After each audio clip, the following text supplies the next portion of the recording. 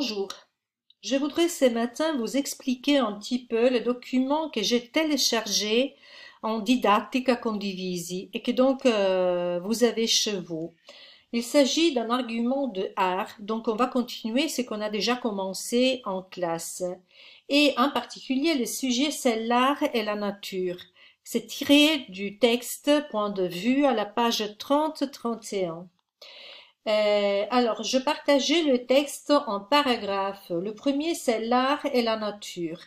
Et le document est celui-ci. J'espère que vous le voyez. Ok. Alors, l'art et la nature. La nature est depuis toujours présente dans l'art, surtout dans la picture. Et par exemple à travers le paysage, à travers de marines, à travers des natures mortes.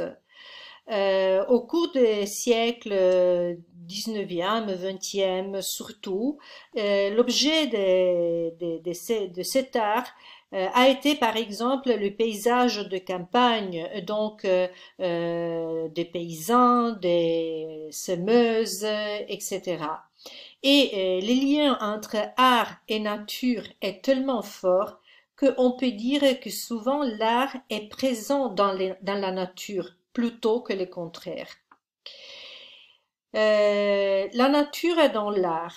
Dans ce texte, on cite une œuvre qui est très fameuse, c'est La Semeuse, la Seminatrice, et qui avait été créée par Oscar Rotti à la fin du XIXe siècle pour les ministres de l'Agriculture.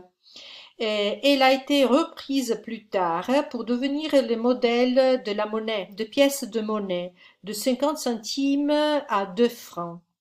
Et puis, encore ensuite, elle est utilisée comme timbre francobollo. Sous forme de sculpture ou bien d'architecture, on peut parfois trouver l'art dans la nature. C'est le cas par exemple de deux artistes. Le premier, Jean-Philippe Richard, qui a réalisé cette œuvre dans son jardin exotique d'Èze. Èze, c'est un village. Et puis il y a l'amphithéâtre des Cap d'Aille qui a été créé par Jean Cocteau. Alors, Jean-Philippe Richard a réalisé une œuvre qui s'appelle Filles sculptées. Il s'agit de sculptures de jeunes femmes qui sont parsemées dans le village d'Èze. Et donc, en marchant parmi les rues, les pierres, les plantes, on peut rencontrer ces sculptures. Et chaque sculpture a un nom, un prénom, Barbara, Mélanie.